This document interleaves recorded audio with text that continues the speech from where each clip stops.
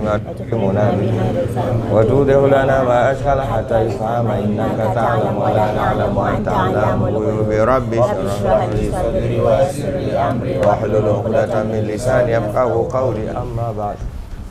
Yawezi kupungua babu tauba leo mlango wa kurejea kwa Mwenyezi Mungu kwa kutaka msamaha, kujirejelesha kwa Mungu, tauba. Watubu ila Allahi mi'a, watubu ila Allahi tauba. Innama taubatu ala alladhina ya'maluna su'a bijahalatin thumma yatubuna min qaribin. Tauba, kurejea kwa Mungu kwa kumwomba msamaha, inaitwa nini hili? Toba. Kiarabu at-tauba. Sawa. Qala al-ulama, wamesema wana wavyuoni, at-tauba, kurejea kwa Mola, wajibatun min kulli dhambi, ni wajibu kwa kila kosa, kubwa dogo. Kubwa ni wajibu, wamesema hivyo wanachuoni. At-taubatu wajibatun, kurejea kwa Mungu ni wajibu. It means that ukifanya kosa kisha hukurudi kwa Mungu, kosa la pili, lile kosa litabaki kuwa ni nini? Kosa. Na kule kutorejea kwa Mwenyezi Mungu nako nini?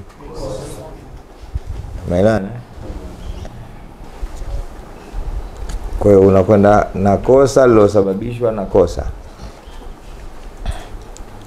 At-taubatu wajibatun min kulli dhanbin, wamesema hivyo wanachuoni. Sawa. Kurejelea kwa Mwenyezi Mungu ni wajibu kwa kila dhambi. Fa in kanatil ma'siyatu bainal abdi wa bainallahi ta'ala, yakiwa makosa ni kati ya mja na Mola wake. Mtu amefanya kosa kamuudhi Mungu, sawa, kosa ambalo la tataallaqu bihaqqi adamiyin, halifungamani na haki ya mwanadamu. Mtu amefanya kosa, lile kosa mfano kutofunga. Tumeanza Ramadhani leo kisha mtu akawa hajafaje, hapa amemuasi nani? Kuna haki ya mwanadamu kutofunga. Kutoswali kamuasi nani? Kutohiji kamuasi nani? Makosa sampuli hii hapo ni makosa ambayo mtu moja kwa moja straight anamuasi Mungu, halifungamani kosa lile na haki ya mwanadamu, kama vile kumuibia. Pale unakuwa umemuasi Mungu, lakini hapo hapo umemuudhi mwanadamu mwenzio. Sasa hapa ni fresh baina ya wewe na Allah. Sasa sema fa in kanat al-ma'siyatu baina al-'abdi wa baina Allah ta'ala la tataallaqu bihaqqi adamiyyin, ndio falaha thalathatu shuruti, basi toba hiyo ina sharti tatu. Toba hiyo ina sharti, yani ili ikubalike toba yake mtu alomuasi Mungu tu, lazima atimize sharti tatu. Tuzitizame. Ahaduha, ya mwanzo wake, an yuqli'a anil ma'siyah, ni kujingoa katika yale maasi, yani kuacha kufanya kile kitu, ajingoe na atie nia kabisa, kama tunaona katika sharti ya tatu. Unayaacha yale maasi, an yuqli'a anil ma'siyah, kujingoa kwenye yale maasi. Wathani, na sharti ya pili, an yandama ala fi'liha, ajute juu ya kulifanya lile kosa, yani moyo wake upitishwe na majuto ya kweli. Na hapo mpagumu. Wengi hufanya maasi kisha wakajisifu hata kama atatubia, lakini sasa umeelewa, anajipa heko au heko, anajifariji kwa kile alichokifanya, kama kalewa. Na ndio maana maasi yote kwa kile hichi cha kutubu kimetoholewa misamia. Alal akali maasi yote leo yanaitwa starehe. Amna starehe kitu kingine, maasi kitu kingine. Ambapo vipi? Ipo kwenye starehe zake huko. Ipo kwenye kwa maasi leo yote yamegeuzwa jina, yanaitwa, na asili yake ni kuondoka hichi kipengele cha kujuta. Mtu anaweza kujuta kwa starehe? Hapana. Starehe ni kujipa raha. Unajutaje kwa kujipa raha? Tumefahamu vizuri Ya pili, ayandama ala fi'liha, ni kujuta kwa kufanya kwake hilo jambo Wathalithu, na sharti ya tatu, an ya'zima, ni kuazimia, an la yauda ilaiha abada, ni kutolirejea tena kosa lile abada. Nini? Milele. Sio sitorudia, amna neno abada katika nia. Lazima sifanyi tena jambo hili mimi. Nikosea, yani ndio ishatokea. Mwenyezi Mungu nisamehe, lakini mimi kwa kufanya jambo hili wallahi sitofanya tena mimi. Na kutolifanya tena. Sio kwamba ikitokea kama vile nitafanya tena. Tumeelewana? Fa in fuqida ahadu thalathati, ikikosekana moja ya sharti hizi tatu, lam tasihha taubatuhu, haitosihi toba yake. Haitosihi. Tumefahamu? Sharti ngapi hizo? Na hilo ni kosa baina ya nani na nani? Kipengele muhimu sana hiki. Hata juzi moja nimeelezea kichangani pale. Lazima upite humo. Kwanza ujingoe. Sawa? Pili ujute. Tatu uazimie kutorejea. Sawa sawa? Wa in kanatil ma'siyatu tata'allaqu bi adami, na yakiwa maasi yanafungamana na mwanadamu sasa fa shurutuha arba'atun, sharti zake zitakuwa 4. Sharti zake ni ngapi? 4. Hadhihi thalathatu, hizi tatu za mwanzo, umeelewa? Wa an yabraa min haqqi sahibiha, tumeelewana? Na kujitakasa kutokana na haki ya mwenyewe, umeelewa? Hiyo ndio itakuwa ya 4 hiyo. Ya 4 nini? An yabraa min haqqi sahibiha, yanatangulia yale matatu: kujingoa, kujuta, kuazimia kutofanya, na kujitakasa na haki ya huyo mwanadamu. Ndio la 4 hilo. Kivipi? Anakuelekeza namna ya kujitakasa. Kivipi? Fa in kana timalan au nahwahu, ikiwa ni mali au mfano wa mali kaichukua, raddahu ilayhi, airejeshe kwa mwenyewe. Umemwibia mtu kofia yake, unapitisha hizi tatu kisha unairudisha. Hapo unapoirudisha sasa ndio unamwambia naye yule bwana nisamehe, kisha unamwambia Mungu nisamehe. Sawa? Wa in kanat hadda kadhfin, na ikiwa ni makosa ya kuvunja heshima, hadda kadhfin, makosa ya kuvunja, umemtukana kitu namna hii, umeelewa umemdhalilisha mbele za watu, umemsema vibaya, na hili ni jambo la kawaida hili. Watu sasa hivi tuna uhuru huo. Mtu anakaa tu mtaani, ukipita yule jamaa yule, acha mchezo. Unaanza kumbomoa, lugha umebadilisha, kufaje? Kumbomoa. Maasi hayo, kubomoa na bomoana. Sawa? Wa in kanat hadda kadhfin wa nahwahu, ikiwa ni kosa la kuvunja heshima na mfano wake. Sawa? Kuna kitu kataja hapo haddi Siku zote ukimtukana mtu lazima upitishiwe nini? Ya kufanyaje? Ya kupigwa. Sawa? Upigwe. Sheria unatakiwa upigwe ukimtukana mtu. ukimsema mtu vibaya upige uadhiriwe, basi maana ya kujitakasha na kosa kama hili ni makanahu minhu, kumwezesha apitishe adhabu yake. Unamwezesha yule ulomvunjia heshima apitishe adhabu ya lile kosa la kuvunjiwa heshima. Na mara nyingi inakuwa kwa nani? Kwa kadhi. Sawa unakwenda kwa kadhi, unajikubalisha, unapigwa vizuri. Sawa. Lakini sometimes inawezekana wewe ukawa mkubwa au una uwezo au una cheo mheshimiwa, ukamdhalilisha mtoto mdogo au mtu asokuwa na cheo, asokuwa chochote, pamoja na ukubwa wako umwezeshe. Umempiga, lazima nawe ufanyaje? Upigwe, umwezeshe na upigwe. Ilitokea wakati wa Mtume sallallahu alaihi wasallam, kuna sahaba mmoja alikuwa na mipango, anaitwa nani yule? Suraka alomgusa tumbo wakati Mtume alishika fimbo anapangama nani? Suadi. Ni Suadi, Suraka. Sawadi kisa chake kilikuwaje?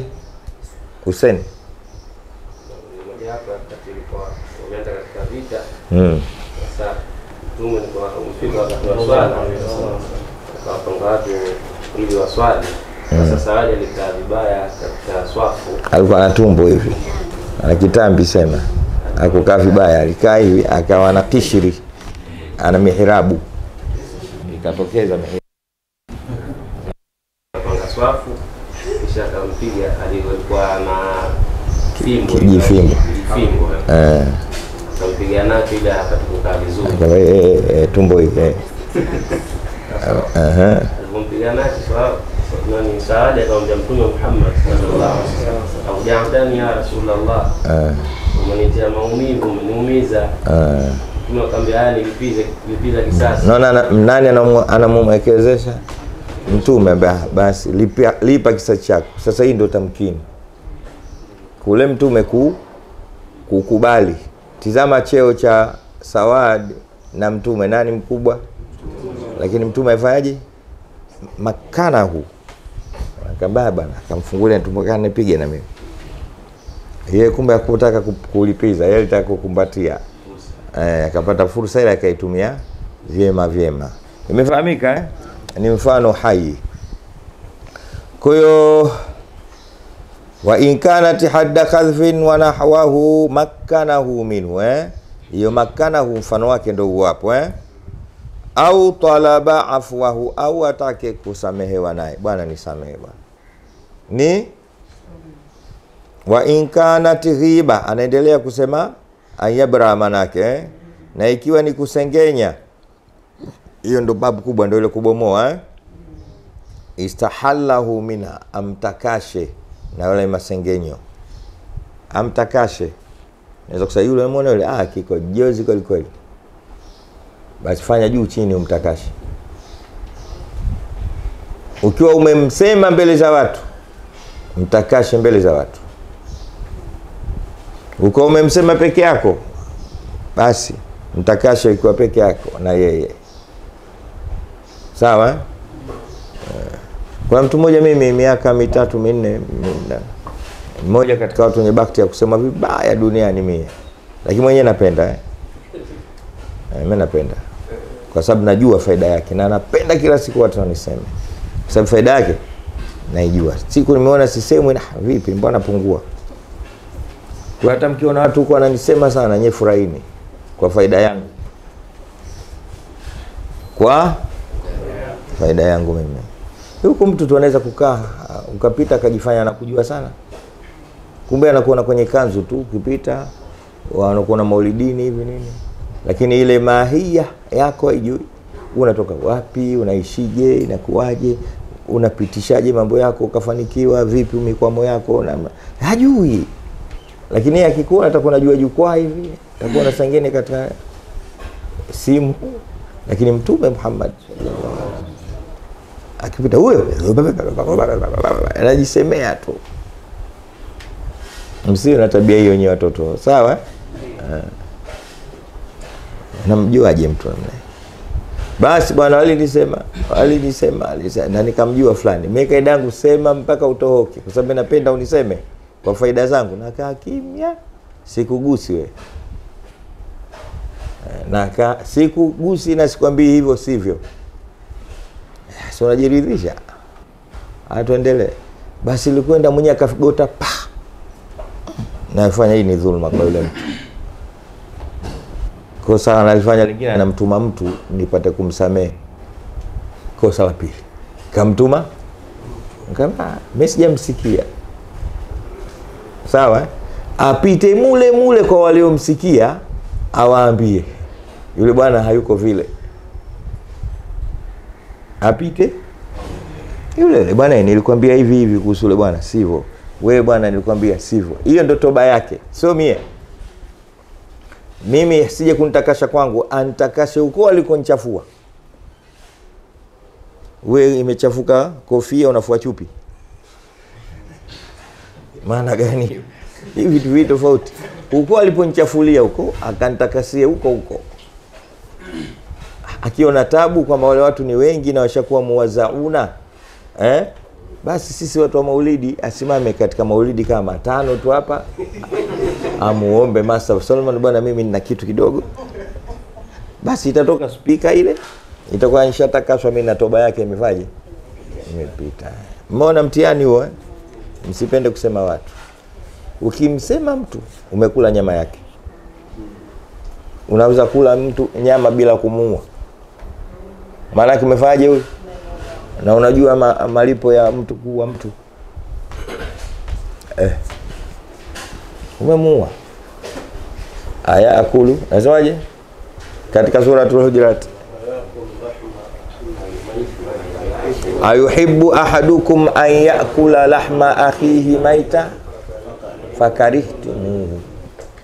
Amioni aya hiyo. Wailul likulli humazati lumaza. Auioni aya hiyo wewe? Unatembea na maisha ya ovyo, maisha ya ovyo. Na chunga usije kumsoma kusema mtu ambaye ana ishmam, ana ishara za kwamba huyu ni mwanachuoni. Huko ndo kubaya zaidi. Na shetani bwana mzuri sana. Atakuacha wewe usimseme msanii wa ovyo, usimseme mlevi, usimseme mtu gani malaya, utaenda kumsema mtu ambaye kwamba anashikamana na mambo ya haki. Hasa mwanachuoni. Watu wanapenda kuwa sana wanachuoni bure. Kajisemea Imam Bazi, law istata'a an-nasu an yaqula li'alimin annahu ata bi ummihi laqalu. Kasema hivyo Imam Ibn Baz. Lau watu wasiowapenda wanachuoni wangeweza kuwasingizia wanachuoni, hata kusema wametembea na mama zao wangesema. Yule tembea na bi mwalimu yule. Shetani yule na ngoma zake hizo. Unamsemea nini umjui? Pati mwezi akikaa asubuhi akiamka na vitabu kama hivi, akilala na vitabu. Chunga. Luhumul ulamai masmuma. Qalla an yabra aman yatadaraka. Nyama za wanachuoni ni zine sumu sana. Siku zote ni uchache kusalimika aliozila. Ndo laanakum inawapata. Tumeelewana? Sasa utaratibu wake wa toba yake ni fa in kana ghiba fa in kana wa in kanat ghibatan useni. Kwa nini ghibatan? Habari ya kana. Ikiwa ni ghiba, ni kusengenya, istahadlahu minha, amtakase haraka na kule kusengenya kwenyewe. Sawa? Na ghiba unajua maana yake ni kumsema mtu kwa jambo ambalo kwamba akilisikia atalichukia, hata kama ni kweli. Kweli mtu ni mwizi, lakini kuna anayependa kuitwa mwizi. Kwa hiyo ukakaa uko maskani fulani mwizi, ushamsema. Japokuwa wizi anao. Kile kitendo cha kwamba wewe yeye akisikia wewe umemsema yeye kachukia, tayari pamoja na wizi wake wewe ushaingia katika makosa. Fulani mlevi. Hakuna mlevi anayependa kuitwa mlevi. Wewe ukimsema juu ya ulevi wake huko nje, na ghiba maana yake dhikru akhaka, dhikru ala dhahri au dhikru akhaka bima yakrahu. Sawa, kumsema mwenzio tu wakati mwenyewe hayupo, ushaingia kwenye ghiba. Mseme vizuri bwana. Sawa na mazuri yako mengi vile vile kuliko hayo machache, kwa sababu mara nyingi mazuri hufanyika hadharani, machache mwenyewe yale mabaya anayofanya kajificha. Unaenda kuyatimulia nini mwenyewe kana anafanya kajificha? Mungu akamsitiri, wewe unafanyaje? Unamsitirua. Mungu apendi wewe mwenyewe ujifedhe, ujisiturue. Wewe mwenyewe usimefanya jambo huko, siri yako wewe na nani? Basi pale unapotoka tu kalisa mbele za watu muudhi. Ngoja niwape kisa kimoja. Min Israiliyat tunaweza kupokea. Musa alikuwa akienda miqati kwa akienda kitu. Siku moja akienda akarudi kufika njiani akakutana mama mmoja. Mwanangu ulikuwa wapi? Mbona sikukuona siku 3? Sasa mimi na kawaida kwenda miqati. Miqati ni wapi? Sasa uko Turi Saina huko. Kuna nini? Huwa naenda kuongea na Mungu huko. Wakallama Allahu Musa, lile lilikuwa mirara lam yakun marratan wahida. Hala, unaenda kuongea na Mungu mwanangu? Naenda kuongea na Mungu. Vipi? Naenda kuongea tu mambo ya duniani hapa na nini, mambo mengi. Akaambia na kuomba leo. Kesho ukenda kamuulize Mungu kuhusu mimi wa peponi au wa motoni. Unaitwa nani mama? Naitwa fulani bin fulani. Taenda kumuuliza kesho. Nabii Allah Musa alayhi salam siku hiyo kaenda pamoja na mambo yake, akaambia mama fulani kanituma Mungu. Vipi yule? Wa peponi au wa motoni? Mwenyezi nikamwambia mwambie asiwe na wasiwasi, yeye wa peponi. Si tayari alishapatikana jawabu. Akarudi Musa kupita pale, kamkuta mama kaka. Vipi ambaye usio na wasiwasi? Allahu jalla jalalu qala li aqula laki annaki min ahli aljanna. Wewe ni katika watu wa peponi. Mimi? Yule mwanamke kashangaa. Wewe utakuwa umekosea jina wewe. Umetaja jina gani? Umetaja fulani binti fulani. Kweli? Nenda kamuulize tena, atakuwa Mungu kasahau. Mimi? Siku ya pili akaenda. Baada mazungumzo yote kauliza, si nimekwambia jana kaambia mtu wa peponi? Sasa anasema labda umesahau bana, wewe kamwambie mtu wa peponi, semalizana naye mimi. Akarudi, mama wewe ni katika watu wa Musa bwana, kaa chini nikueleze mimi. Mtu wa peponi nitakuwa mimi, mtu wa peponi nitakuwa mimi. Kwani una wasiwasi gani? Mungu akasema wewe mtu wa peponi bwana, acha nende bwana. Kamvuta kwa nguvu, kaa chini. Akaanza kumpa story yake mbaya. Ni wapeni? Haya. Akaambia mimi Musa bwana, mimi Mungu alinijalia niliolewa na Mungu akajalia nikapata mtoto mmoja. Baada ya kupata yule mtoto babake akafariki, nikakilea mwenyewe kile mtoto, na kwa bahati nzuri kilikuwa cha kiume. Sawa? Lakini Mungu alinijalia mtoto mzuri sana. Mwenyewe sasa ndio meta so handsome. Tumeelewana Akafika wakati wa balege nikamtaka yule mtoto aoe. Akanambia mama mimi bado niache kwanza. Na kwa nini nilimtaka aoe? Kwa sababu ilikuwa ni kishawishi kikubwa huko mitaani. Kila siku anakuja na mabinti wa watu hapa. Akiingia huyu katoka huyu, akiingia huyu katoka huyu. Sasa ile mimi sikuipenda ile hali. Sawa. Mpaka siku moja nikasema nimkataze ile jambo kwa vitendo. Kawaida yake ilikuwa akiingia na mwanamke usiku anaanza kutoka yeye asubuhi kwenda kazini, yule binti anamwacha. Binti akiamka naye anaondoka zake baadaye kama ni saa 4 saa 5. Sasa siku ile alipotoka tu nikaingia nikamkuta binti moja. Lengo langu sasa nifanye jambo hilo kwa kila binti. Niingia ndani nikamkuta binti kalala, nikamkurupua. Sawa? Akakimbia. Sasa mimi nikabaki natizama kile chumba chake. Mbona chumba chenye kibaya? Umeona? Mungu anataka kupitia jambo lake. Katika kukaa nachunguza nikajiangusha kitandani. Pa. Sawa? Sinkajilaza pale kitandani. Usingizi ukawa mkubwa sana. Yule bwana siku ile hakuja na mtu mpya. Kaja usiku na mimi usingizi wa kiutu uzima nimelala. Akajua yule wangu nilomwacha asubuhi akalala na mimi mwanangu. Bila ya kujua. Sawa? Bila shaka mazingira ya kizamani makiza na nini Allahu a'lam. Asubuhi kama kawaida yake akakurupuka kama kaondoka. Na mimi naamka la haula wala quwata. Mambo yashaharibika. Nimeingiliwa na mtoto wangu mwenyewe. Sikuweza kumwambia, baada ya muda mfupi kwa vipimo vya kisayansi ya wakati ule nikajikuta nimeconceive, nimepata mimba ya mtoto wangu. Nikalea mimba ile mpaka nikazaa mtoto wa kike. Mtoto wa kike. Sasa nikaenda kujifungulia mbali, nikawa nikimlea huko, akawa mji mwingine. Na ikatisa mpate picha. Lakini namjua. Sawa? Kabalehe huko. Yauma minal ayami, yule bwana mkubwa sio kaja akamshika mkono yule akamwambia, mama mke wangu wewe unataka nioe? Huyu mimi ndo mke wangu. Mimi namjua, yeye hamjui. Huyo hafai. Huyo mama usinitie tabu. Wewe umempigia kelele.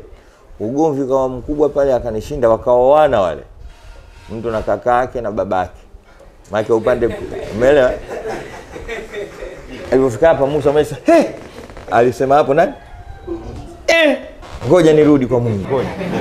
Inawezekana Mungu huyu ajui.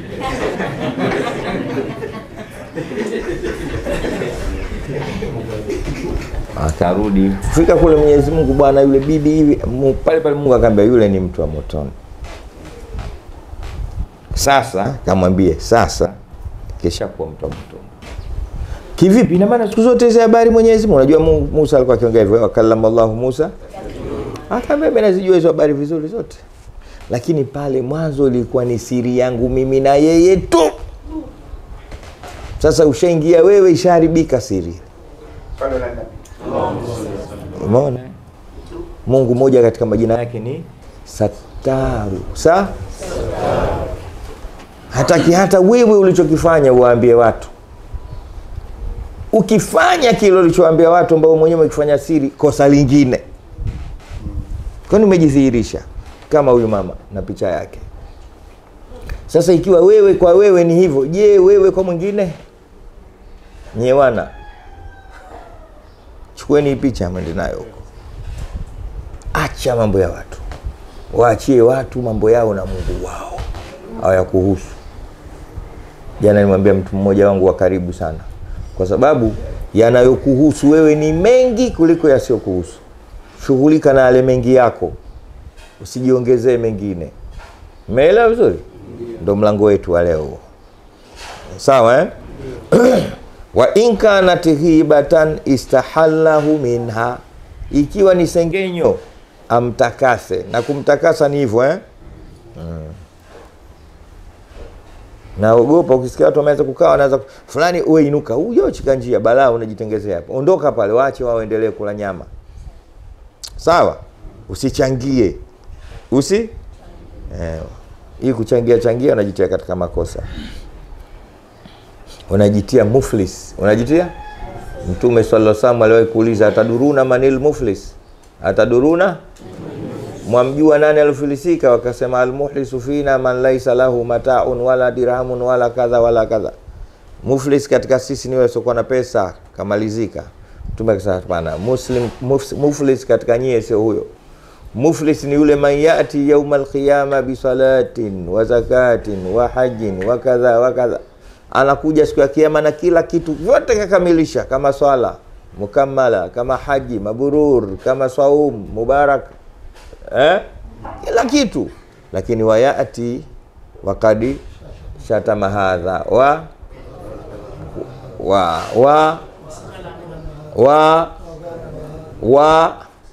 mela, anakuja huyu kamtukana, huyu kamtia singi, huyu kamwambia sini kumanna we, huyu si, yani yeye pale mtaani alikuwa kivuruge, huyu hakuna mtu isipokuwa katukanwa naye. Jamaa zetu hao, yani kila mtu raha yake yeye tukana, hakina ana swali, muflisi anafunga sawa. Lakini irdhi za watu, irdhi kwa maana ya vyeo na heshima zao kwake yeye hazisalimiki. Anakwenda kinyume na ile hadithi ya Mtume, almuslimu man salima almuslimuna min sima. Hadithi yote mwajua ya dunia. Muslim ni yule ambaye kwamba ulimi wake haudhuru watu wala mkono wake haudhuru watu. Huyo ndo muslim. Ulimi wake ni yeye mwenyewe tu, sawa? Mkono wake ni yeye mwenyewe tu, haufanyi kazi kuwadhuru wengine, si ulimi wala si mkono. Huyo ndio muslim, muislamu wa kweli. Lakini ukimwona mtu ulimi wake ni waovyo kwa wenziwe hata kama anavaa kanzu nyeupe pepe kuliko ya Mtume, huyo laisa muslim. Na akai kwenye TV hivi alafu anataja fulani kwa majina, huyo sio muislamu kwa hadithi ya Mtume Muhammad sallallahu alaihi wasallam. Sawa? Ndo muflisi na hayupo katika Uislamu.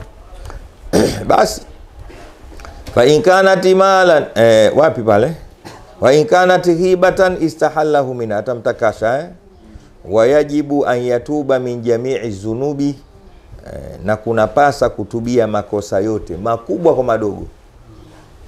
Na pale kwa pale umefanya kosa, thumma yatubuna min qarib. Fa in taba min ba'dha sahhat taubatuhu inda ahli alhaq min dhalika dhanbi wa baqiya alayhi albaqi. Asema fa in taba min ba'dha, akitubu baadhi yake hayo makosa, sahhat taubatuhu, itasihi toba yake, inda ahli alhaqi, mbele za watu wa haki, min dhalika dhambi, kwa kosa hilo tu aliotubia, wa baqiya alayhi albaqi, na yatabaki mengine. Inatakiwa kila kosa ulikumbuke kosa lile, toba yake ni hii, kosa lile, kosa. Umeelewana vizuri Sawa? Na ndio maana kuna maneno ya kisalafi yale. Salafi maana hatukusudi salafi hapa, tunakusudia salafu na swale. Sawa? Wasema astaghfirullah min kulli dhanbin wa atubu ilayhi. Tunaimbaje ile?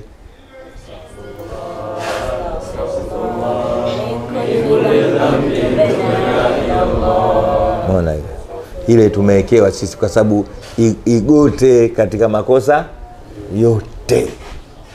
Wewe unafikiri wale wanachuoni wetu sisi walikuwa wakijinga jinga? Wanachuoni maakulu wale ndio wakatengeza. Hebu fanya kidogo Hamza. Ali mbona ka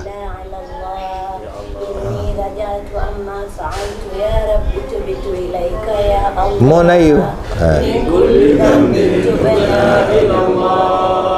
nastaghfirullah min kulli dhanbin tubna ila Allah. Ndio zimeisha hizo mbili tu. Nendeni mkafanye vitu hivi. Hao ndio wanachuoni wetu wa kitarika. Alafu mtu anasema hataki tarika, hataki tasawufu. Unataka nini wewe? Unataka kitu gani? Ujui unataka nini, utaki nini? Ndio tatizo la wanadamu. Hatujui tunataka nini, hatutaki nini. Ili mradi tupo tu. Tamanna almar'u fi sayfi shita fa idha jaa as-sita ankara ma bihadha wala bidhaka radhiyan qutila al-insanu ma akfar. Asema mtu wakati wa kiangazi anataka mvua, akifika mvua anataka kiangazi. Jua kali kweli kweli. Sasa watu tunapiga kelele jua. Ngoja ije masika. Tutakufa sasa. Ma bihadha wala bidhaka radhi, aridhi hili wala lile. Sasa qutila al-insanu ma akfar, amelaaniwa mwanadamu kwa ujinga wake. Ndio huo, hujulikani unataka nini. Sawa sawa. Sasa hivi jua kali, mtu mmoja inafika 40 sasa hivi. Mwenyezi Mungu analipoza kwa maji. Sasa ili lipoe lazima maji aje mengi. Ndo kwani huyo alishika koki za mvua huko yule tena.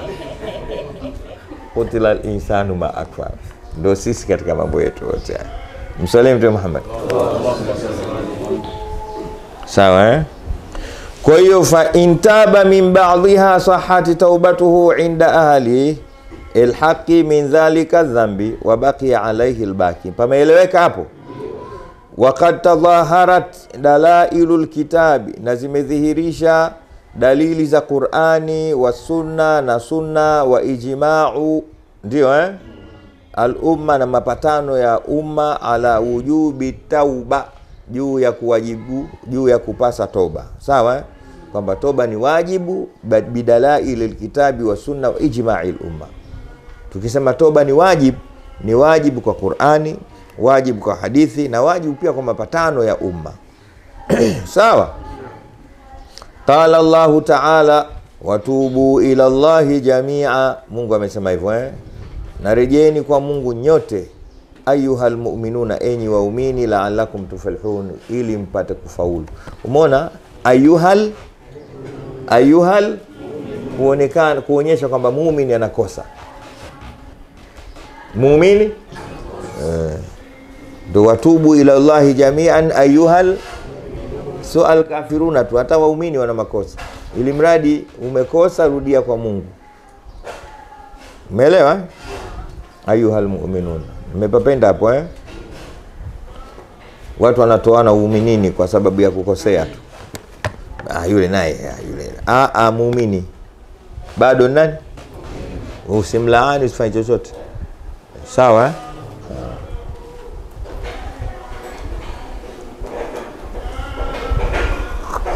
Kuna mtu aliwahi kufanya makosa mbele ya Mtume, watu wakaanza kupiga kelele, na alikuwa mlevi. Umeelewa? Alikamatwa mara kwanza akapigwa, akakamatwa tena akalewa akapigwa, mpaka mara ya mwisho. Sasa huyu ana nini, mpumbavu, laanatullah alayhi. Wengine wakampiga kwa viatu, wengine magumi. Mtume akasema la tal'anuhu, la msimlaani, li'annahu yuhibbu Allah wa rasulahu, kwa sababu anampenda Mungu na mtume yule. Wacha kumlaani. Umeona? Kana mlevan, kana sio habari hiyo. Kana mlevan na akapigwa akaadhibiwa watu laanatullah alayka. Una nini wewe? Una mtume anakukataza na bado la tal'anuhu. Kwa nini bado simlaani? Bali annahu yuhibbu Allah. Amujui hadithi fi hini al-Mustafa sallallahu alaihi wasallam. Wewe huku leo nasema sana maneno hayo kwa sababu watu wengi wanaingia katika hasara kubwa. Haya. Wara go on. Tunakwenda Wakala ta'ala, hapa ndio anachokifanya, anathibitisha wajibu wa toba kwa Qur'ani, kisha atawajibisha wajibu wa toba, atathibitisha wajibu wa toba kwa hadithi na ijmai. Imeeleweka vizuri? Kwa hizi aya zote kusema pale waqad tadhaharati dalailul kitabi. Hizo ndo dalailul kitabi Akasema tena istaghfiru rabbakum, mtakeni msamaha Mola wenu, thumma tubu ilaihi, kisha mrejeni. Istaghfiru sini ya talab sini ya nini? Ibrahim lete ithibitishe hiyo kwa nahwu. Istaghfiru sini ya talab, ubeti wake unasema li talabin i'tiqadun ba'dahu taslimun sifarukum kastaghfaral karim. Ziko jumla sini ngapi kwa haraka? Sini 7. Unazijua zote zile? Huo ndio wanachuoni. Sasa unaanza kidogo.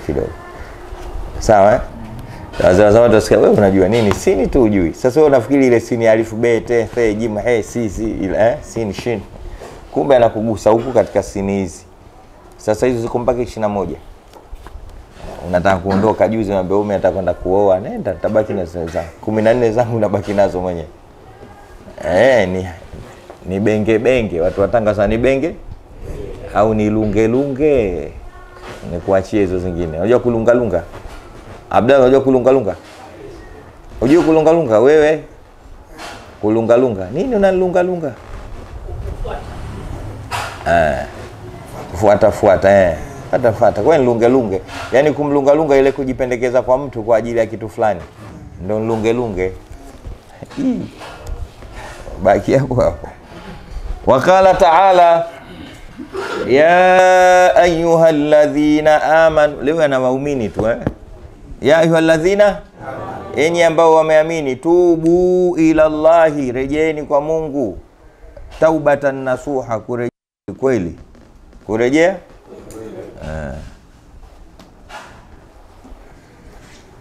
Siku moja nilisikia tafsiri ya mtu anasema huyu nasuha kwa mtu huyu.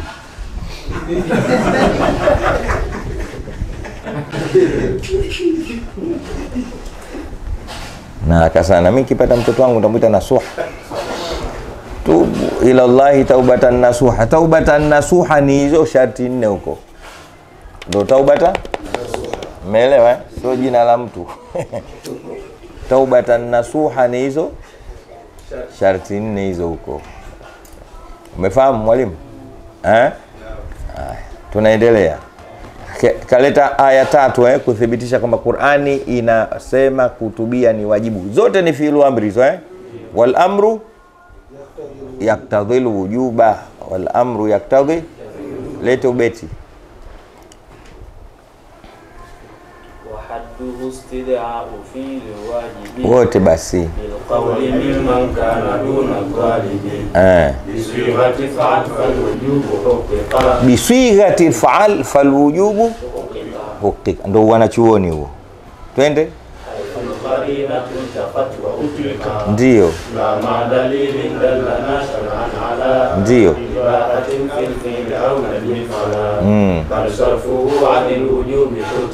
Ndio. Sawa. Uzuri wa amri lam yufid fawran wala sio lazima ukiamba fanya ufanye mara moja tu kifaya. Msiache hayo katika vitu vyenu, ndio faida hiyo. Sheikh Hussein, umeelewa vizuri? Nataka ukirudi kule Pangani unakuwa uko so strong.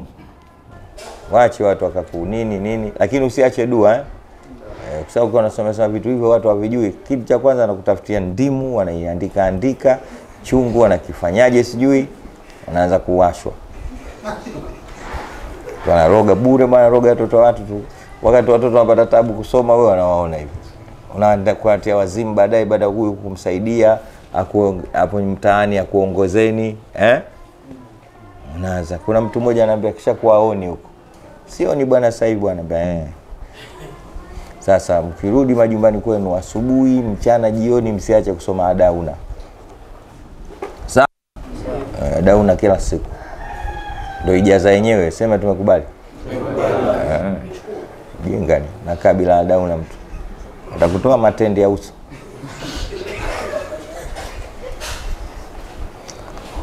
Wa an Abi Hurairah radhiyallahu anhu, na imepokewa hadithi kutoka kwa Abu Hurairah, Mungu amridhie. Amin.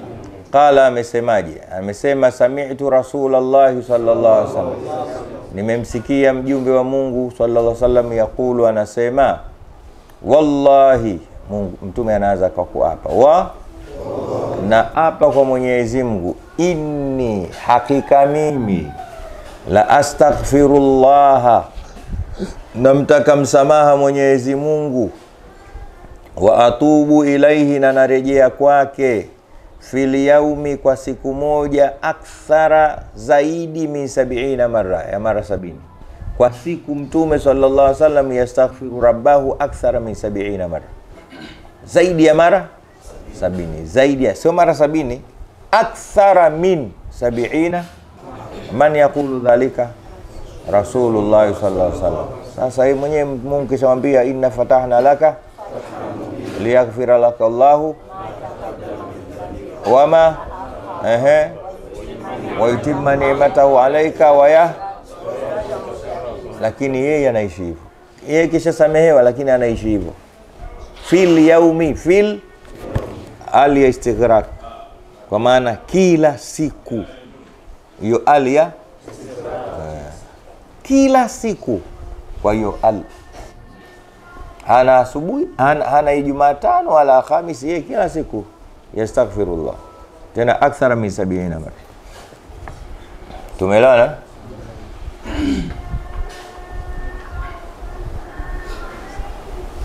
Wa anil A'azz ibn Yasar al-Muzani radiyallahu anhu qala qala Rasulullah sallallahu alaihi wasallam, ya ayuhan nasu, enyi watu, tubu ila Allah, rejeeni kwa Mwenyezi Mungu, wastaghfiruhu, namtakeni msamaha, fa inni, kwani hakika mimi mtume wenu, atubu fil yaumi, natubia kila siku, 100 marra, mara 100. Anaifasiri akthara min 70 mara. Yeye anapiga anagota ngapi?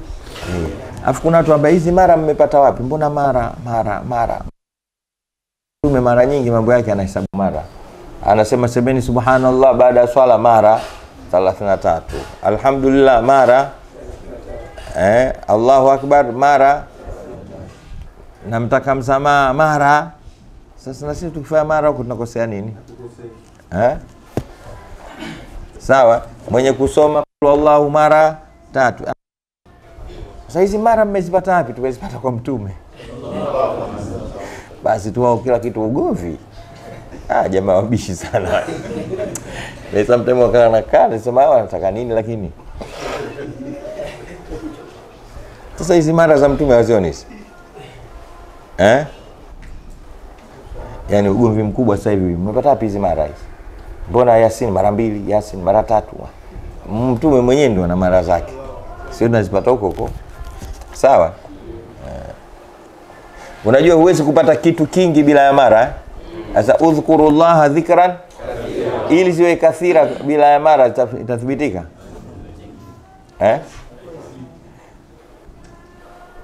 Au kwa wingi, mtume akasema kwa hiyo wingi unaweza kupatikana wingi bila kuhesabu. Mpaka hizi ziwe 5, hizi ziwe 6, hizi ziwe 7, hizi ziwe 8, ndio unajua nyingi zipi, chache. Kwa hiyo hapa unamaanisha nini? Marati. Waende zao huko. Ugomvi wa mara tushawashinda. Amin. Hatujawashinda ugomvi wa mara kwa hizi. Hoja hiyo. Mara zipo jamani. Tunaendelea Wa an Abi Hamza Anas bin Malik al-Ansari khadimi Rasulillah sallallahu alaihi wasallam radhiyallahu anhu qala, amesema qala Rasulullah,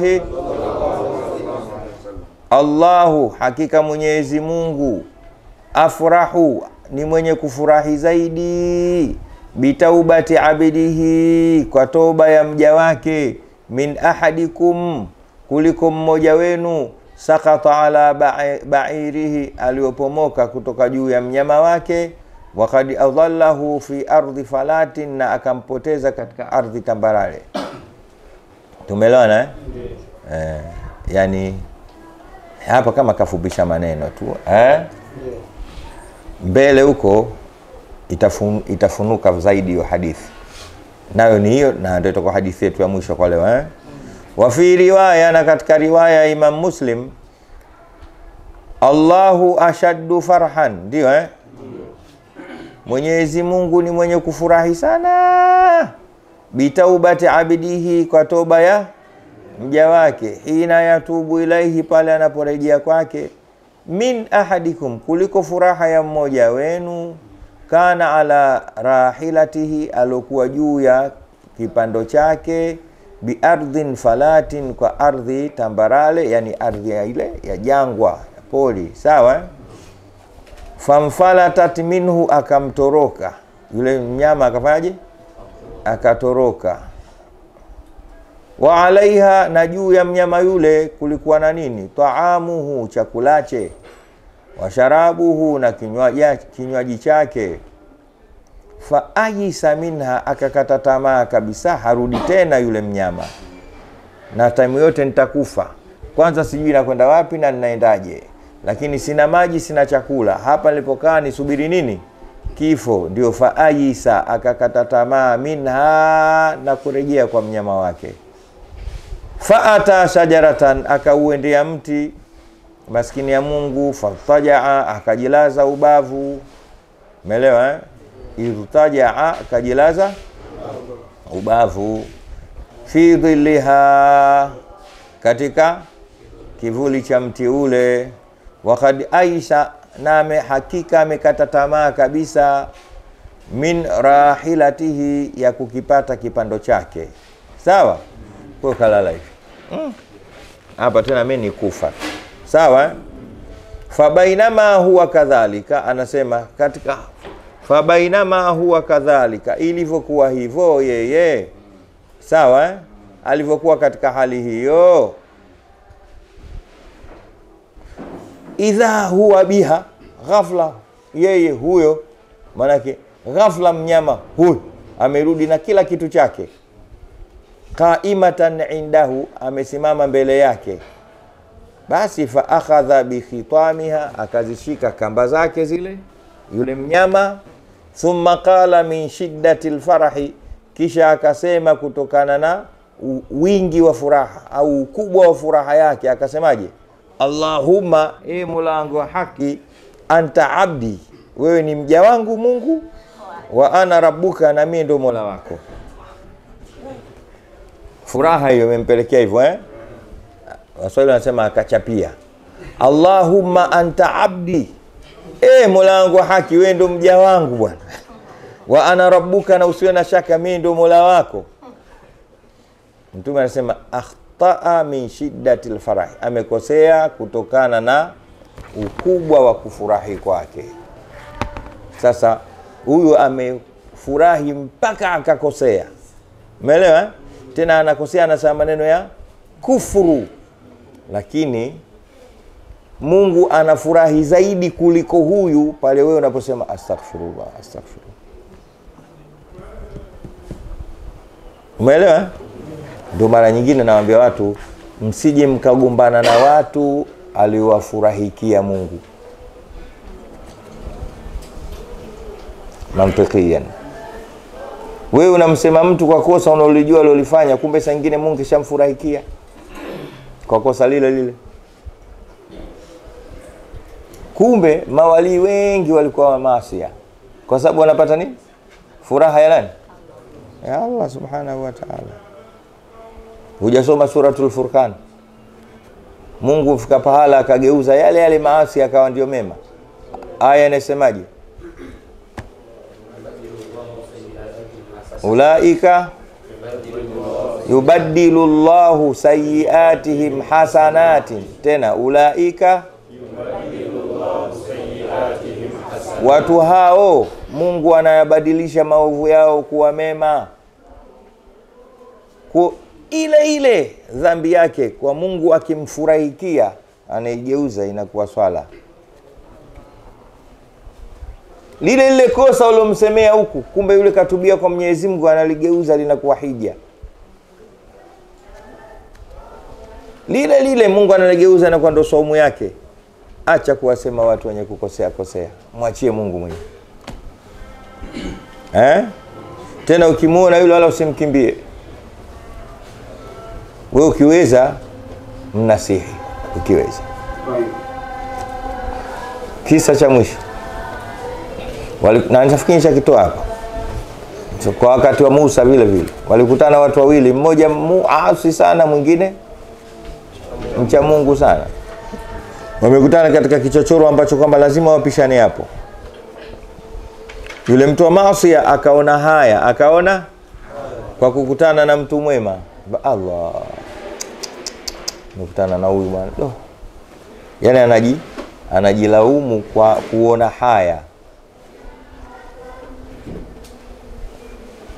Mbaya zaidi, yule mtu mwema akamtizama yule kwa jicho la tahqiri, sio la taadhimi. Huyu mwenzie akamtizama biaini taadhimi, yule akamtizama huyu biaini kwa jicho la kumdharau. Shenzi kabisa. Asubuhi nakutana na walevi, siku yangu isharibika leo. Mlevi anamtukuza mcha Mungu, anamshusha. Pale pale Nabii Allah Musa anatumwa, anajiwa na Jibril. Anaambia Jibril, nenda kawaambie wale kulli sahibaini faliyastanafa, nenda kawaambie wale waanze upya. Waanze nini? Maana kuanza upya hapa, maana yake yule asi akitaka kuingia motoni kwa maasiya akaanze tena, yale maisha yafuta kwa kitendo cha kumtukuza mcha Mungu. Na huyu mcha Mungu kama anataka kuingia peponi kwa matendo yake akaanze tena kufanya mema, sababu yale nishayafuta yote kwa kumdharau mtu wa maasiya. Kwa hiyo nimewabadilishia, za huku nimepeleka huku, za huku. Usichukue madhambi ya watu kwa kuwasema sema na kuwadharau. Qul li sahibaini faliyastanifa, nenda kawaambie waanze upya. Anayetaka kuingia motoni akaanze upya, na anataka kuingia peponi akaanze upya. Kitendo cha kujifanyia kazi ambayo sio yao, unamtizama wewe mwenzio kwa jicho la tahkiri, sio sawa sawa. Kila utakayemuona, babangu anambia, kila utakayemuona muadhimishe. Na ukifika katika kikundi cha watu tele, jione wewe ndo mpumbavu wa mwisho. Sio unaingia mendo shewa kata, naingia shewa kata hichi. Shewa kata. Kata hiyo ya maji ya Togwa.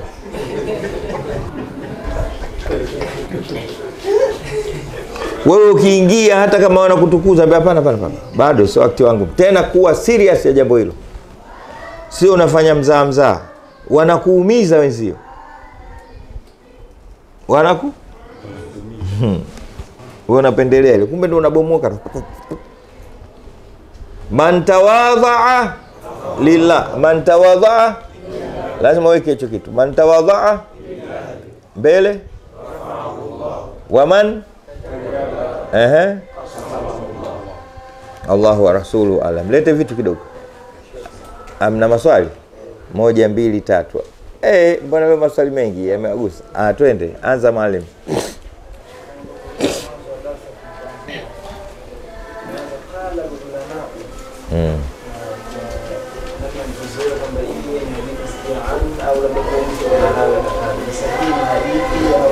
Hayo maneno ya Imam Nawawi, mtunzi wa kitabu.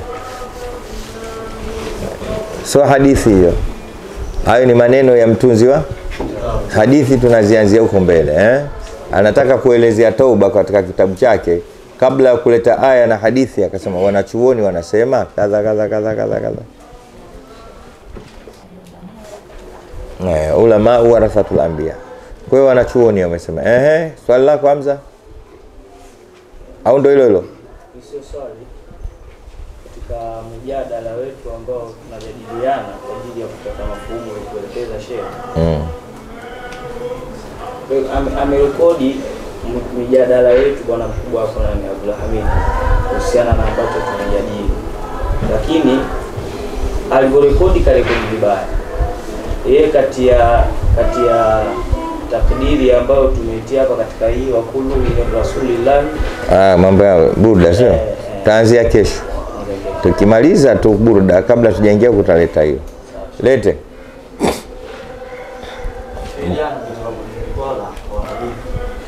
Sasa kuna hadithi moja tulikutana naye kwa utata kidogo, ambayo inasema sumu taswiri ngeni utapata afya. Sasa tunajiuliza, kuna maswali ya Biblia kwamba Ramadhani inapokuja watu wanakuwa wagonjwa, lakini wanafunga ila Ramadhani, lakini hawapati afya, na wengine wanakuwa katika mfungo lakini katikati ya Ramadhani inawakutia ugonjwa. Sasa hii afya ambayo imekusudiwa hapa, afya gani? Alal aghlabia tu, au wote wanaofunga wanaumwa? Sio wote. Kuna maneno mengi tu. Maradhi, kuna simu inaniudhi hapa. Maradhi mengi ya mwanadamu yanasababishwa na chakula.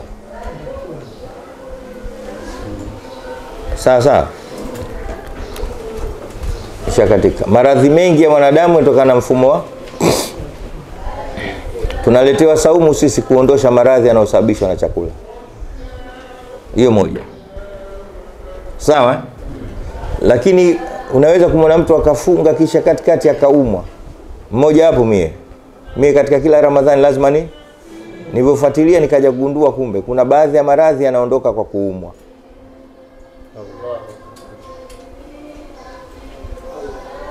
Kuna baadhi ya kule kuumwa ndo dawa ya maradhi yale.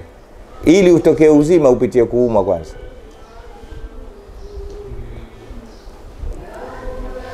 Ndio ngombe alal aghla. Sawa sawa. Maneno mengi naweza kutukanda nukta tukafika mpaka wakati wa magharibi hapa. Lakini kiufupi swaumu inaleta afya. Tumeelewana? Wewe ni Mungu anamalizia kule. وَمَنْ كَانَ مَرِيضًا أَوْ عَلَى سَفَرٍ فَعِدَّةٌ مِّنْ أَيَّامٍ أُخَرَ وَمَنْ تَطَوَّعَ خَيْرًا فَهُوَ خَيْرٌ لَهُ وَأَنْ تَصُومُوا خَيْرٌ لَكُمْ إِنْ كُنْتُمْ تَعْلَمُونَ. Umeelewa? Sasa وَمَنْ كَانَ مَرِيضًا أَوْ عَلَى سَفَرٍ فَعِدَّةٌ مِّنْ أَيَّامٍ أُخَرَ. Mgonjwa au msafiri aihesabu siku atalipa baadaye. Lakini waman tata'a khairan fa huwa khairul la, atakayejitolea ni khairi. Lakini wa antasumu, hata kama msafiri, hata kama mgonjwa, antasumu khairul lakum. Mgonjwa lakini ukaamua kufaje, khairul lak. Msafiri ukaamua kufunga, khairul lak. Kwa ukijiona mwenye basi Mungu anakupa dharura. Lakini inawezekana wewe yale maradhi yako yanataka saumu. Kufunga ni kheri kuliko kufungua. Ongezea. Mimi naomba niongezee hapo. Kiufupi lakini. Kwa ufupi. Kwa upande wa afya.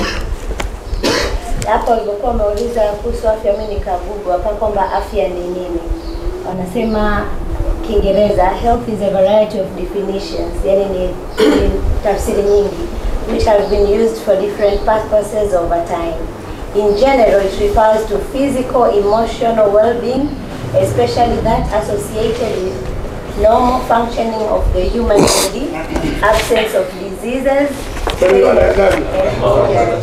Yani kuumwa ni kuondokana na maradhi, maumivu na injury, yani kama umeumia ama umevunjika au vitu kama hivyo.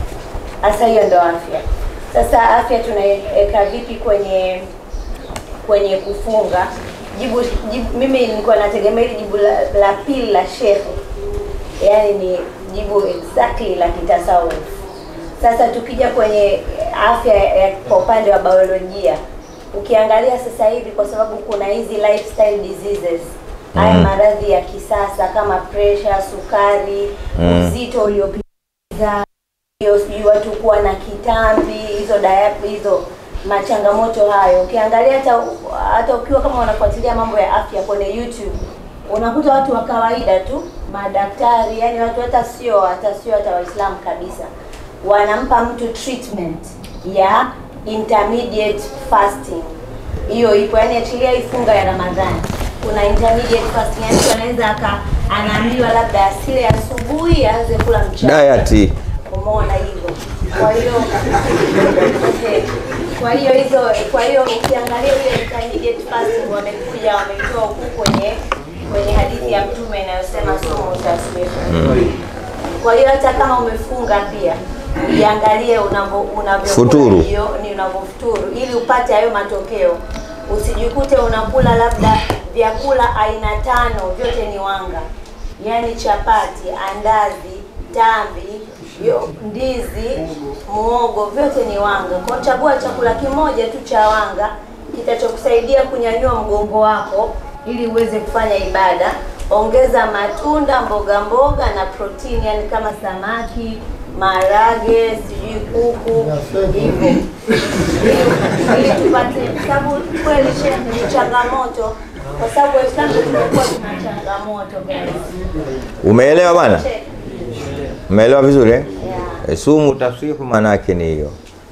Yaani saumu inakuja kuleta afya, inakuja kukupunguzia vitu ambavyo kwamba visingeweza kupunguka wakati mwingine hata kwa mazoezi. Tumeelewa eh? Alafu baada hapo ndio nikamwambia jawabu itakuwa refu sana. Lakini nikashika ile kitasawufu mbele. Mbona nafunga alafu naumwa? Sasa mmoja hapo mimi. Hamna hata Ramadhani inayonipitia mimi alafu siumwi. Tena ikishafika kuanzia kwenye 18, 19, 20 naanza kuona inaharibika afya yangu kidogo. Mpaka naingia kwenye Eid mimi hali yangu inakuwa sio nzuri. Siku zote na swali Eid mgonjwa, lakini nikishamaliza 6 na kuwa so strong mpaka nakutana Ramadhani nyingine. Sina kuumwa mimi ovyo si nini. Kwa hiyo kinachotakiwa kula kidogo, funga sana, kula kidogo, kunywa maji mengi. Swali sana usiku tarawehe na visimamo. Umeelewa? Maana pale sana ndo unasuuza mwili kwa mwaka mzima. Umeelewa vizuri? Ile tarawehe nzuri sana, qiyamul laili nzuri sana. Na kujibidisha, unarudi katika ule wizani unaotakikana, chumvi inatakiwa kiasi gani, una balance, sukari kiasi gani, upo, ndo maana yake. Allahu a'lam. Swali la mwisho moja tu. Saidi basi. Maana watu wanatizama kama wale wa Somalia waliokimbia na treni. Takadam. Swali langu liko katika somo. Kwamba hapa amesema Mtume kwamba sallallahu alaihi wasallam, mimi namtaka msamaha Mwenyezi Mungu, inni la astaghfirullah wa atubu ilayhi. Sasa naomba namna gani kati ya toba na istighfari iko vipi, imepishana vipi? Ndio hiyo kitu kimoja. Akfu tafasiri. Na pia istighfari shakli zake ndio hizi kama zilizotangulia. Istighfari na toba akfu tafasiri. Swali lako jepesi mwingine? Fupi ya Alif. Makiona kwa maswali ya kiganga. Nilikuwa nauliza kuhusiana na hapa katika sharti hizi tatu. Ameweka sharti tatu hizi, lakini sioni yani ile swira kama tunavyofanya watu wa kitarika, tunakusanyana kama beti zilivyosomwa kwamba tunafanya astaghfirullah. Maana kwamba hizi sharti za toba hazishartishi mtu kusema sio lazima. Innamal a'malu. Sasa bubu tukimwekea sharti hiyo mtu bubu inakuwaje? Na huyu Mungu keshamuumba la yatakallamu wala yantiqu. Innamal kalamu wa innama ju'ila al-lisanu 'ala al-fuadi. Aywa. Innamal kalamu la fi fuad. Wamesema wenye kusema na ubeti huo unao. Swali lako zuri sana Swali lako zuri sana. Lakini kwa nini tunasema kuusaidia moyo katika matamko? Tunasema ili tuusaidie moyo katika. Kusema kuna faida kubwa. Muona wewe unasoma Qur'ani wewe? Allah. Tofauti na kisema.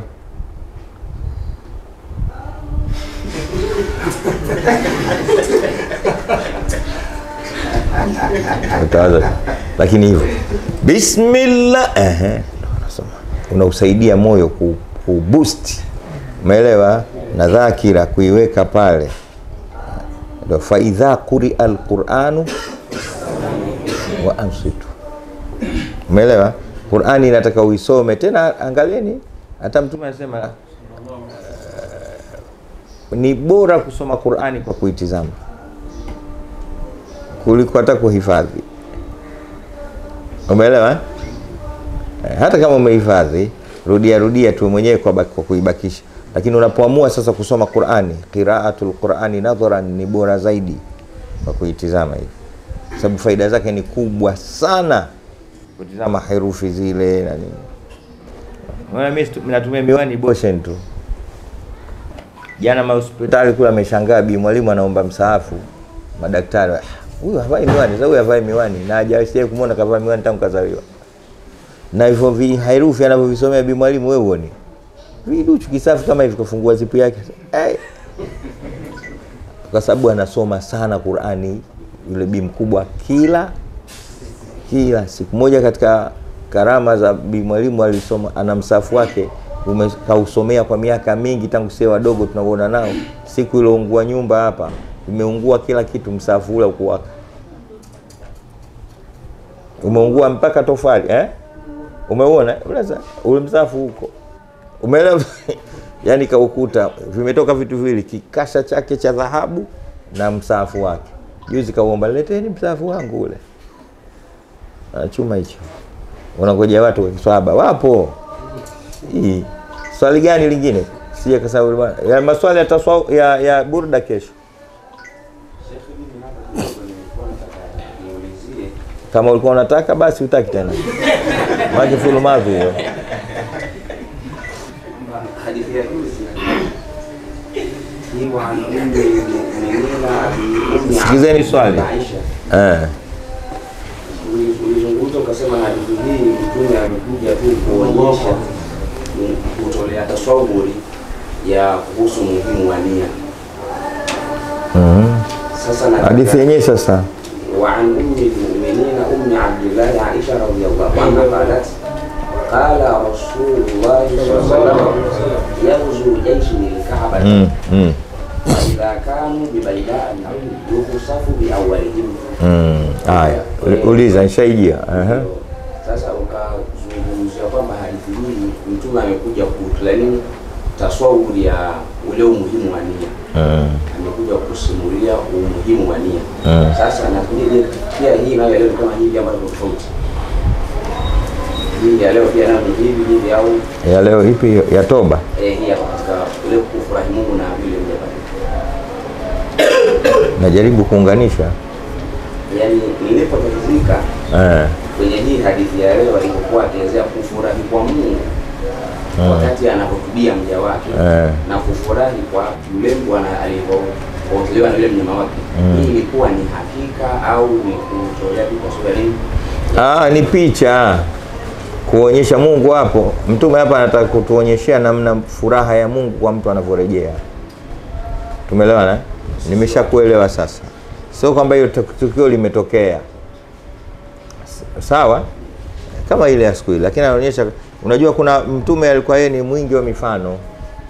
Mwingi wa mara nyingi ili akuelewesha, na ni mwalimu mzuri. Mara nyingi nasema mwalimu mzuri ni yule mwalimu anayefundisha kwa mifano. Mifano, maswali. Umeelewa? Sasa Mtume sallallahu alaihi wasallam alikuwa mwingi wa hilo, akifundisha sana kwa mifano. Huo mfano. Sawa? Jumla. Kama una Mtume mwenyewe mbona unakuwa na visa vingi mifano kama alivyokuwa Mtume.